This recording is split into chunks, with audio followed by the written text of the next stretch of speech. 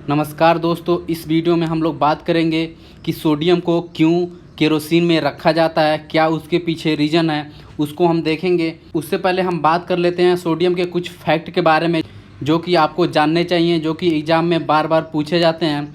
Sodium जो है एक मेटल है, इसका सिंबल होता है Na और इसके एटॉमिक नंबर की हम बात करें तो इसका एटॉमिक नंबर होता है 11 और इसका जो एटॉमिक मास होता है यानी परमाणु भार जो होता है वो होता है 23।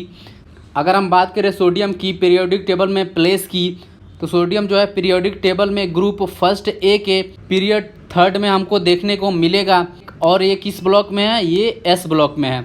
और ये एक प्रकार का जो है एल्कली मेटल्स है। एल्कली मेटल्स क्या होते हैं? जो पीरियोडिक टेबल है उसका फर्स्ट ए जो ग्रुप है उसमें के सारे जो है एलिमेंट जितने भी हैं वो सारे एल्कली मेटल्स कहलाते हैं। क्यों एल्कली मेटल्स कहलाते हैं?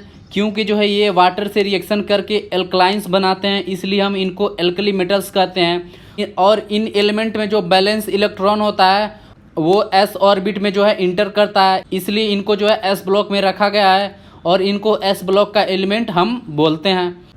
अगर हम बात करें सोडियम की इलेक्ट्रॉनिक कॉन्फ़िगरेशन की, तो वो है 1s2 2s2 2p6 3s1। ये जो है इलेक्ट्रॉनिक कॉन्फ़िगरेशन है सोडियम का।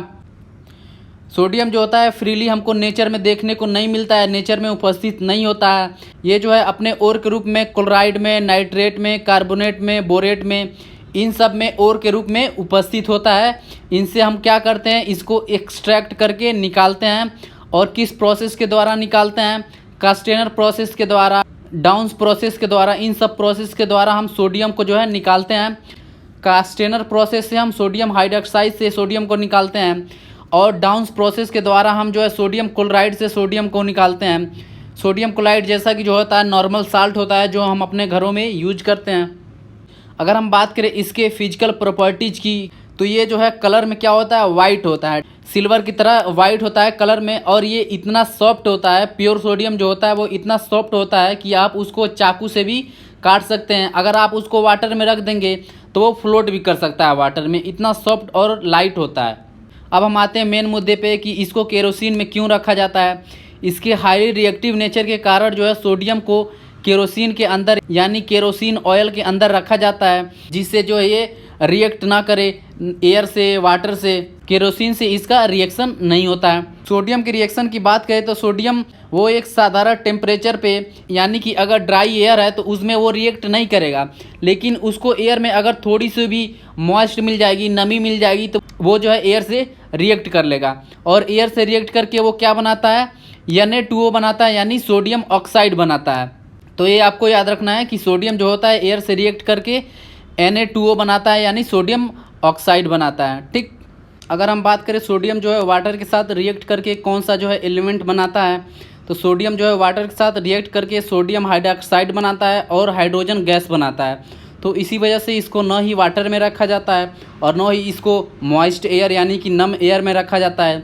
इसके हाईली रिएक्टिव नेचर के कारण ही इसको जो है केरोसिन में रखा जाता है, मिट्टी के तेल में रखा जाता है। सोडियम जो है अमोनिया यानी NH3 से रिएक्ट करके सोडामाइड बनाता है और ये जो है अल्कोहल से रिएक्ट करके एल्को ऑक्साइड बनाता है। ठीक। तो ये आपको याद रखना है। सोडियम जो है एसिड और साल्ट के साथ भी जो है रिएक्ट करके हाइड्रोजन गैस को रिलीज करता है, जो कि हाइड्रोजन गैस होती है वो बहुत ही विस्फोटक गैस होती है। इसी वजह से इसको जो है केरोसिन में रखा जाता है। तो अब हम बात कर लेते हैं इसके यूजेस क्या क्या हैं। तो इसके कई तरह के यूज हैं। पहला जो इसका यूज है, इसको एक रिड्यूसिंग एजेंट की तरह यूज किया जाता है। इसको सिंथेटिक रिएक्शन में यूज किया जाता है। इसका यूज हम जो है टेट्रा एथिल लेड बनाने में भी हम यूज करते हैं, जो कि एक एंटी नॉकिंग जो है कंपाउंड है। और मोल्टेन सोडियम का यूज हम जो है कूलेंट के तौर पे भी यूज करते हैं न्यूक्लियर रिएक्टर्स में। तो ये जो है कुछ इसके जो है इंपॉर्टेंट यूजेस हैं जो हमने देखा। अगर इसके कंपाउंड की हम बात करें तो इसका एक कंपाउंड है सोडियम हाइड्रोक्साइड, जिसको हम NOH कहते हैं और इसको हम कास्टिक सोडा भी कहते हैं। लेबोरेटरी में ये जो है रीएजेंट के तौर पे यूज होता है, क्लॉथ बनाने में यूज होता है, पेपर बनाने में यूज होता है, आर्टिफिशियल सिल्क बनाने में यूज होता है। ठीक है। कलर के लिए भी इसका यूज होता है सोडियम हाइड्रोक्साइड का। सोडियम कार्बोनेट भी जो है एक सोडियम का जो है कंपाउंड है, जिसको हम धावन सोडा भी कहते हैं।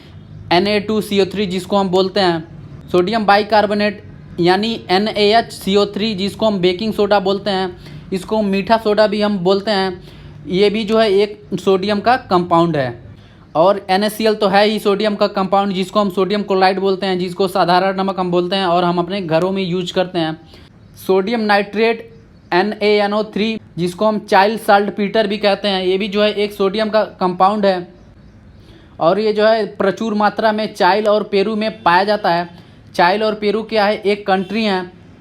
इसको जो है फर्टिलाइज़र के तौर पे हम यूज करते हैं सोडियम नाइट्रेट को, और इसको जो है नाइट्रिक एसिड बनाने में भी हम यूज करते हैं। तो ये जो है कुछ फैक्ट रहे हमने देखे सोडियम के बारे में। तो चलिए, अगर आपको वीडियो अच्छा लगा हो तो वीडियो आप लाइक कर सकते हैं, चैनल को सब्सक्राइब कर सकते हैं।